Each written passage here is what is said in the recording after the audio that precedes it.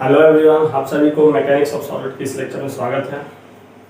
मैं अरुण कुमार गुप्ता आज आप लोगों के लिए मैकेनिक्स ऑफ सॉलिड में slope and deflection in cantilever with beam के बारे में बताने वाले हैं।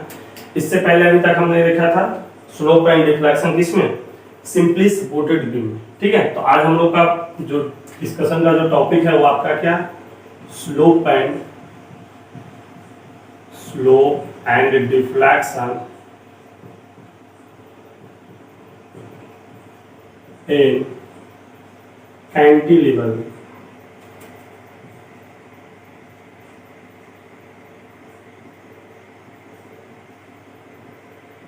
ठीक है, तो हम लोग आज पढ़ेंगे कैंटिलीवर बीम के स्लोप एंड डिफ्लेक्शन। सॉरी, ये होगा। ठीक है, कैंटिलीवर बीम में स्लोप एंड डिफ्लेक्शन क्या, डेरिवेशन। देखिए ऐसे, देखिए आपका सिलेबस में आपका डेरिवेशन नहीं है तो भी थोड़ा सा हम उसके बारे में बता देते हैं। डेरिवेशन से ही हम लोग को थोड़ा सा ये पता होता है कि आखिर ये आया कहाँ से, तो फॉर्मूला याद करने में आसान होती है। ठीक है, तो देख लीजिए ये आपका क्या है, कैंटिलीवर बीम। आपने मैकेनिक्स में पढ़ा होगा, कैंटिलीवर बीम ऐसे बीम को बोलते हैं जिसका एक एंड फिक्स होता है और दूसरे एंड फ्री रहता है। ठीक है, तो ये आपका कैंटिलीवर बीम है जिसपे एक लोड लगा हुआ है जिसको हम लोग बोले हैं, आप बोल सकते हैं डब्ल्यू लोड लगा हुआ है। ठीक है, फिर एंड पे आपका डब्ल्यू लोड लगा हुआ है। अगर इसकी डिफ्लेक्शन का स्लोप बना या कर्व बना है, क्या आखिर ये डिफ्लेक्ट होगा, लोड के कारण इस पे जो भी डिफॉर्मेशन होगा वो कैसा होगा, तो ये जनरली इस तरीके से होता है। ठीक है, और आपको हम बाउंड्री कंडीशन भी बता रखे थे। ठीक है, कुछ बाउंड्री कंडीशन थे जो हमने बताया था कि आपके फ्री एंड पे क्या होते हैं, फिक्स एंड पे आपका डिफ्लेक्शन भी जीरो होता है और स्लोप भी जीरो होता है। फ्री एंड पे डिफ्लेक्शन भी होता है और स्लोप भी होता है। स्लोप जो होता है वो मैक्सिमम होता है, डिफ्लेक्शन जो होता है मैक्सिमम होता है। तो देखिए यहाँ पे जो डिफ्लेक्शन की बात करें, ये पॉइंट यहाँ आ गया, ये मान लेते हैं ए है और ये है बी। ठीक है, तो ये हो गया आपका बी डैश है, तो ये बी डैश आ गया और ये आपका इस पॉइंट पे ही आपका क्या है, एक प्रकार का, अगर इस पॉइंट पे हम लोग इस तरीके से टेंजेंट खींचेंगे तो हमें ये स्लोप बताएगा। ठीक है, और ये आपका हो गया थीटा, इसको बी, थीटा मतलब स्लोप। ठीक है, और बी इसलिए लगाया है क्योंकि ये बी पॉइंट का स्लोप की बात करता है। चलिए ठीक है, अब यहाँ पे हम लोग थोड़ा सा बात करते हैं मोमेंट। जैसे कि इससे पहले जब हम डेरिवेशन किए थे तो आपको एक मोमेंट निकाला गया था। ठीक है, mx की वैल्यू निकाले थे, यहाँ पे भी हम लोग mx की वैल्यू निकालेंगे। तो सबसे पहले हम लोग एक एक्सिस कहीं पे कंसीडर कर लेते हैं। ठीक है, तो ये आपका क्या है, एक्स एक्सिस है और ये इसकी जो दूरी है वो कितनी है आपका, यहाँ से एक्स है। ठीक है, यानी कि फ्री एंड से एक्स डायरेक्शन में आपका दूरी है। अब हमको ये देखना है कि ये जो दूरी है इस पॉइंट पे, यानी कि इस वाले, अगर एक्सिस की बात करें तो इस वाले एक्सिस पे इस लोड और भी जो भी लोड है, रिएक्शन लोड यहाँ पे आएगा, रिएक्शन लोड के कारण कितना लोड लग रही है। ठीक है, इसमें एक चीज और इंफॉर्मेशन दिए हुए होगी कि इसमें जो लेंथ है आपका स्लोप ये बीम का वो क्या है, एल है। ठीक है, बाकी क्रॉस सेक्शन एरिया ये सब वगैरह जो भी है वो आपको आगे चलकर समझ में आ जाएगा धीरे धीरे। तो यहाँ पे अगर हम mx की वैल्यू निकालें, ठीक है, moment at point x, moment at point x मतलब क्या है, w इंटू एक्स। ठीक है, और वो भी कौन सी डायरेक्शन में, क्लॉकवाइज या एंटी क्लॉकवाइज। देखिए ये इस तरीके से मूव करवाएगा, यानी कि इस तरीके से मूव कराते हैं, इसको बोलते हैं क्लॉकवाइज। क्लॉकवाइज को हम लोग निगेटिव लेकर चलते हैं। तो यहाँ पे क्या हो जाएगा, आपको आप मोमेंट पढ़ेंगे तो आपको और भी ये चीज क्लियर हो जाएगा। तो बस अभी इतना याद रखिए कि ये क्या है आपका w इंटू एक्स और ये होगा आपका निगेटिव। निगेटिव साइन का मतलब है केवल कि स्लोप जो आपका है वो निगेटिव होने वाला है, यानी कि ठीक है, साइन मतलब हॉगिंग मोमेंट की बात करता है, हॉगिंग बोलते हैं इसको। एक होता है सैगिंग, हम आपको बताए थे। हॉगिंग का मतलब इस तरीके से, जब भी कुछ बैंड इस तरीके से बैंड होगा कोई भी तो हॉगिंग हो गया, इस तरीके से बैंड होगा तो इसको बोलते हैं सैगिंग। ये आपका क्या है, हॉगिंग है और ये आपका क्या है, सैगिंग है। ठीक है, चलिए अब आगे बढ़ते हैं। ठीक है,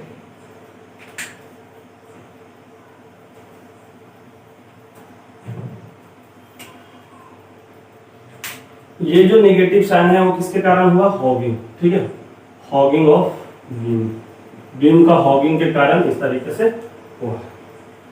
अब इसमें आगे हम लोग देखते हैं, जब ये मोमेंट आ गई तो हम लोग के अनुसार थ्योरी लगाते थे।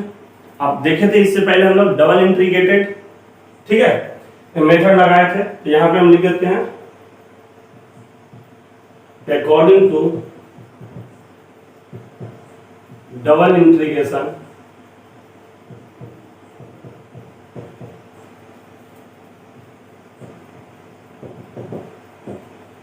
मेथड। डबल इंटीग्रेशन मेथड क्या है? स्लोप और डिफ्लेक्शन फाइंड आउट करने के लिए। वो क्या बोलता है? d2mx upon dx square equal to 1/ei of mx। ठीक है, या mx बराबर इतना, इस तरीके से इसको दो बार हम लोग इंटीग्रेट करेंगे। एक बार इंटीग्रेट करेंगे स्लोप मिल जाएगा, दूसरे बार इंटीग्रेट करेंगे डिफ्लेक्शन मिल जाएगा, फिर बाउंड्री कंडीशन लगाएंगे, हमारे फाइनल फार्मूला मिल जाएगा। ठीक है, चलिए थोड़ा सा हम इसको एलोबरेट करते हैं जल्दी जल्दी।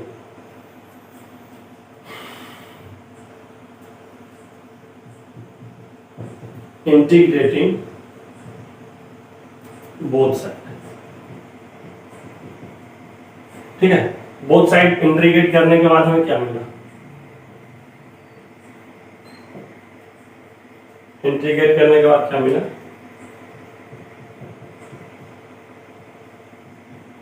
इसको इंटीग्रेट करेंगे तो सॉरी, इसको क्यों लिख दे, इसको इंटीग्रेट करेंगे तो ये हो जाएगा d, सॉरी यहां पे mx नहीं होगा,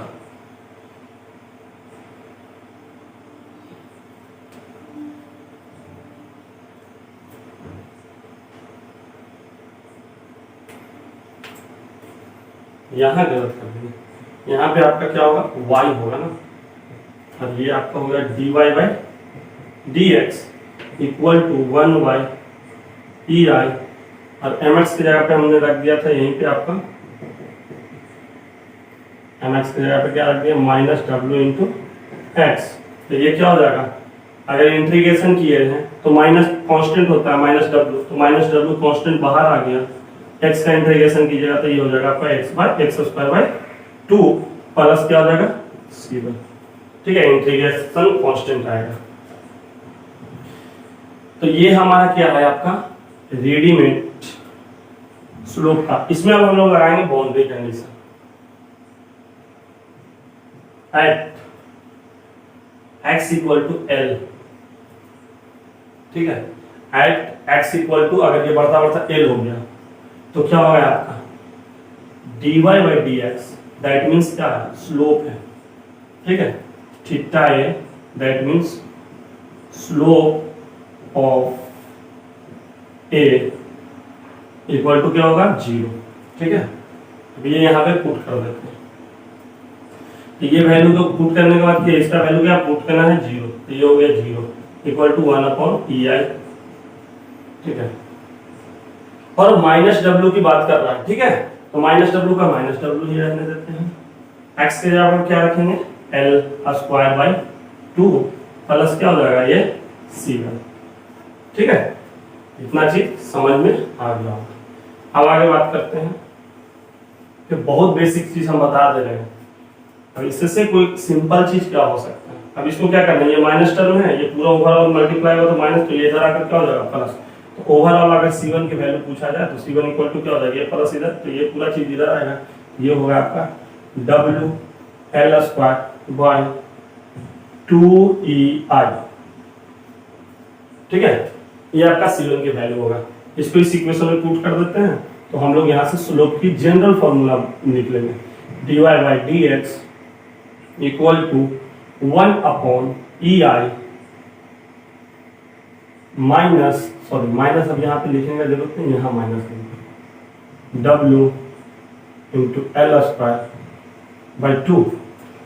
ठीक है, सॉरी ये एक्स स्क्वायर होगा ना, x square by 2 plus c1 की जगह पे क्या लिखते हैं? w l square by 2ei। ठीक है, यहाँ से हम लोग ये भी लिख सकते हैं dy बाई dx कॉमन ले लीजिए, w बाई 2ei कॉमन ले लेते हैं, तो यहाँ क्या बच गया आपका L square minus x square. This is the general equation of slope of any point in cantilever. This is general equation of slope at any point at any value of x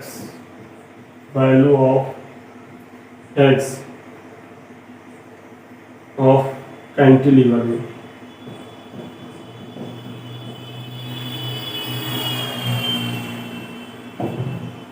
ठीक है, of cantilever. That's the final result. अब यहाँ पे क्या करना, अगर हमें मान लिया निकालना है, इस पॉइंट की वैल्यू निकालना है, तब क्या पुट करेंगे, x equal to 0 at point B.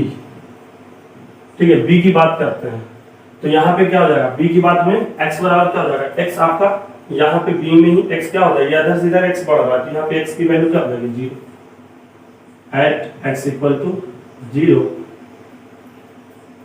dy by dx equal to क्या हो जाएगा theta b। That means theta b equal to WL square by 2EI, WL square by 2EI। That is theta maximum. ठीक है, ये maximum value है आपका slope का, इससे ज्यादा मैक्सिमम वैल्यू नहीं था। बाकी तो आप देख लीजिए, कुछ भी x की वैल्यू होगी, कुछ भी x की वैल्यू रखिएगा आप यहाँ से, तो ये क्या करेगा, ओवरऑल इसकी वैल्यू घटते जाएगी। ठीक है, यानी कि ये क्या हो गया आपका मैक्सिमम। चलिए अब हम लोग बात करते हैं डिफ्लेक्शन। ये तो स्लोप की बात हो गई, अब डिफ्लेक्शन की बात करते हैं। अगर इसकी यूनिट की बात करेगा तो क्या होगा, ये जिस पहले भी पढ़े थे रेडियन। ठीक है, बस यहाँ पे एक चीज ये हमारा इंपॉर्टेंस आ गया, तो इसको राइट डाउन कर लेते हैं। ठीक है, अब आगे हम नेक्स्ट में डिफ्लेक्शन, यानी कि इसको एक बार और इंटीग्रेट करते हैं, तो थोड़ा सा ध्यान से देखिएगा। इसी को इंटीग्रेट हम साइड में करते हैं। अगेन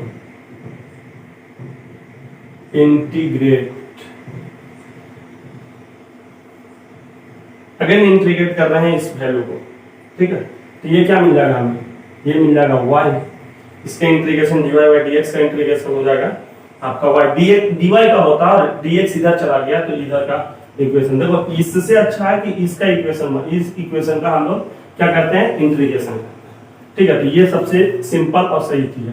तो ये इसी से बनकर आया है, इसमें c की 1 की वैल्यू रख दी है, तो यहाँ से तो इस वैल्यू को हम लोग करते हैं इक्वेशन को y w बाय 2EI, कोई दिक्कत नहीं है, एल स्क्वायर कोई दिक्कत नहीं है, इनटू क्या हो जाएगा x minus x cube by 3 plus C2। ठीक है, C2 अलग से कांस्टेंट है और उसको हम लोग को फाइंड आउट करना। फिर आपको पता है कि ये C2 कैसे निकलेगा, फिर से बाउंड्री कंडीशन लगाएंगे।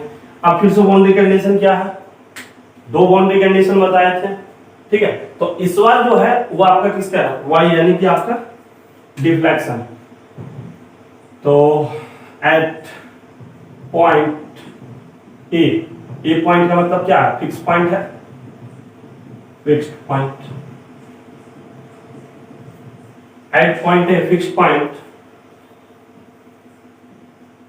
y should be 0। ठीक है, इस पॉइंट पे क्या होता है, y आपका 0 है, कोई डिफ्लेक्शन है क्या, नहीं ना, तो ये 0 हो गया। तो अब हम लोग यहाँ पे इस वैल्यू को पुट करते हैं, अब तो ये क्या हो जाएगा, y इक्वल टू 0। ठीक है, एट कब, x इक्वल टू l, यही है ना, x बढ़ता था यहाँ पे पूछ at x equal to l पे y हमारा 0, तो इसको पुट कर देते हैं यहाँ पे, ये हो गया 0 equal to w by 2EI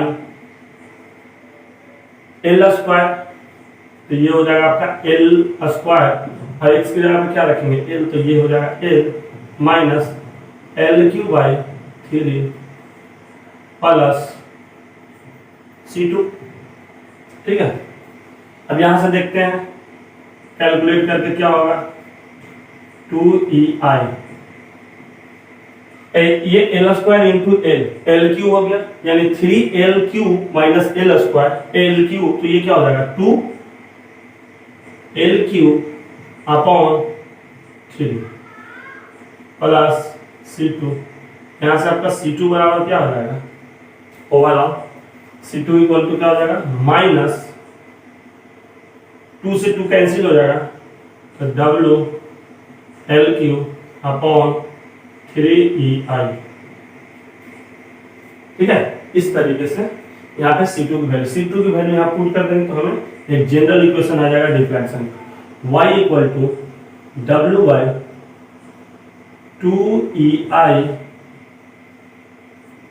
2EI into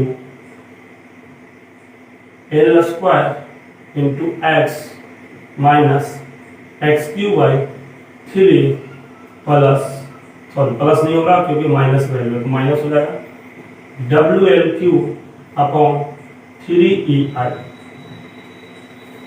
ठीक है, अब एक L इक्वल टू एक्स रख दीजिए, सारा चीज आपको समझ में आ जाएगा।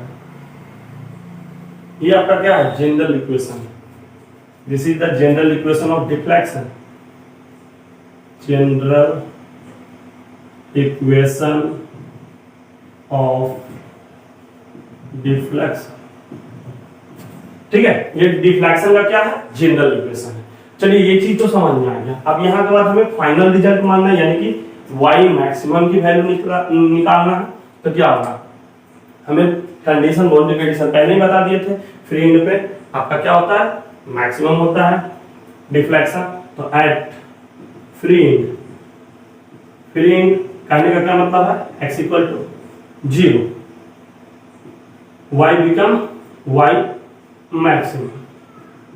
ठीक है, आप इसमें x बराबर 0, ये भी 0 टर्म, ये भी 0 टर्म। ठीक है, ओवरऑल क्या होगा, ये तो पूरा टर्म 0 तो ये बच गया, तो ओवरऑल क्या हो जाएगा आपका, यहां पे लिख देते हैं थोड़ा सा y maximum equal to minus WLQ upon 3EI। ठीक है, ओवरऑल हमें रिजल्ट दो चीज मिला, ये दोनों को हम लोग को राइट डाउन या समझना है। ठीक है, यानी कि थीटा भी बराबर हमें क्या मिला, थीटा भी इक्वल टू मिला का WL स्क्वायर अपॉन 2EI। इतना रेडियन की बात करता है, और आपका y भी, या इसी को थीटा मैक्स भी बोल सकते हैं, और ये आपका y भी या y मैक्सिमम की value minus WLQ upon 3EI। ठीक है, minus WLQ upon 3EI। Minus क्यों आया, क्योंकि ये नीचे हो रहा है। ठीक है, यानी कि हॉगिंग हो रहा है, हॉगिंग होने के कारण ये माइनस है, अगर ये ऊपर की हो जाता तो ये प्लस आता।